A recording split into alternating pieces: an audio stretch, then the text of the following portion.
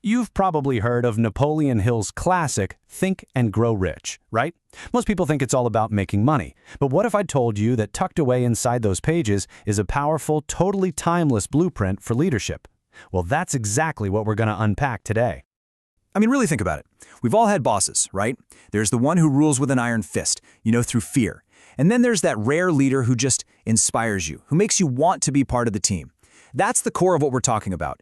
It's the difference between something that's built to crumble and something that's truly built to last.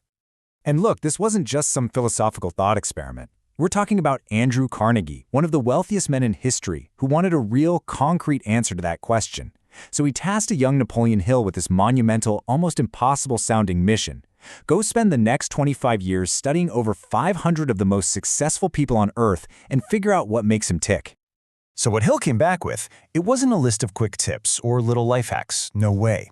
It was an entirely new playbook for how to lead, a new philosophy really. And he found that it all boils down to just two core attributes. If you master these, you can lead. If you ignore them, well, you're pretty much destined to fail.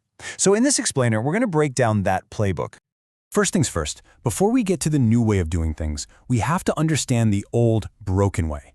And trust me, Hill was absolutely ruthless in his analysis of why so many so-called leaders ultimately fail. He basically created this profile of the failed leader.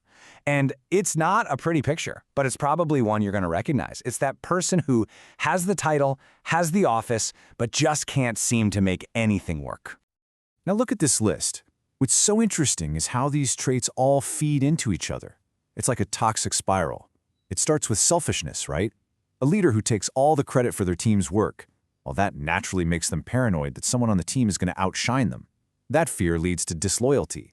Pretty soon they expect to get paid just for having the title, for what they know, not for what they actually do with that knowledge. It's a leadership model built on ego, and Hill says it's like a house of cards. It is guaranteed to crumble. Okay, so if the old playbook of force and fear is totally broken, what do you replace it with? Hill argued for a pretty radical shift. He said the new currency of power isn't about giving commands, it's about cooperation. This quote right here, this is the heart of the new playbook. It's a huge move away from driving people through intimidation and towards leading them through a shared belief, through voluntary collaboration. It's all about getting people to want to work together, not forcing them to.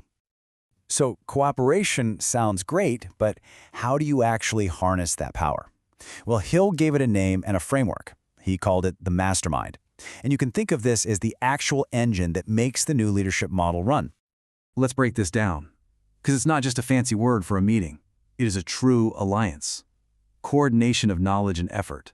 That means everybody brings their best stuff to the table, in a spirit of harmony.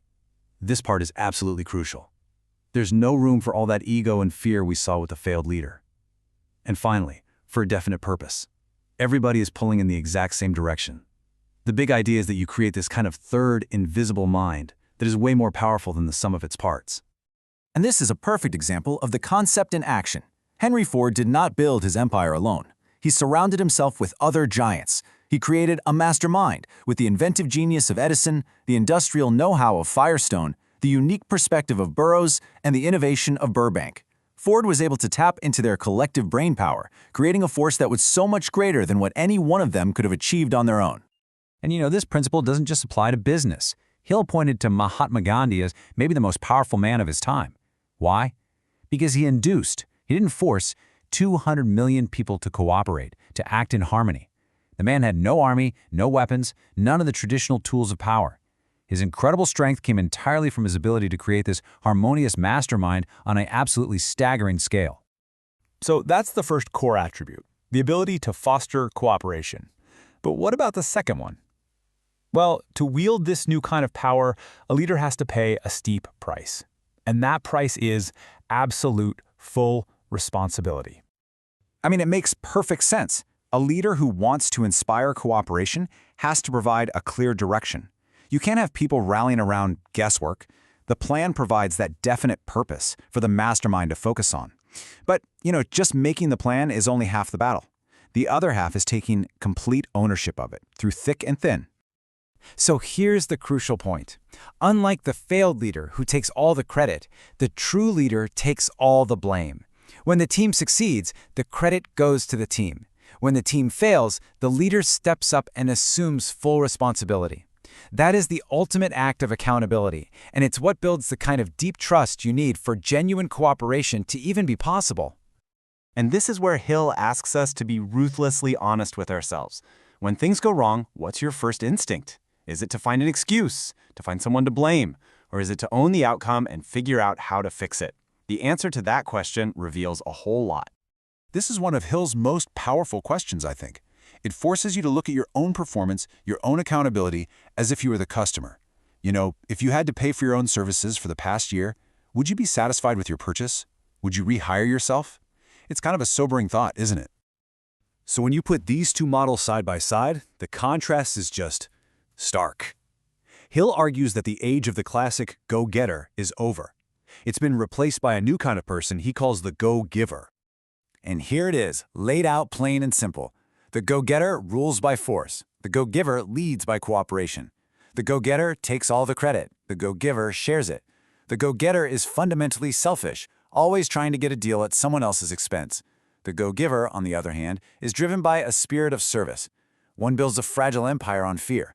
The other builds an enduring one on trust and mutual benefit. And that brings us to the final, critical question. This isn't just about analyzing historical figures. Hill's work is really a mirror. As you move through your career, through your life, every action you take, every decision you make is shaping you into one of these two types of people. So the only real question left is, which path are you on? Which leader are you choosing to become?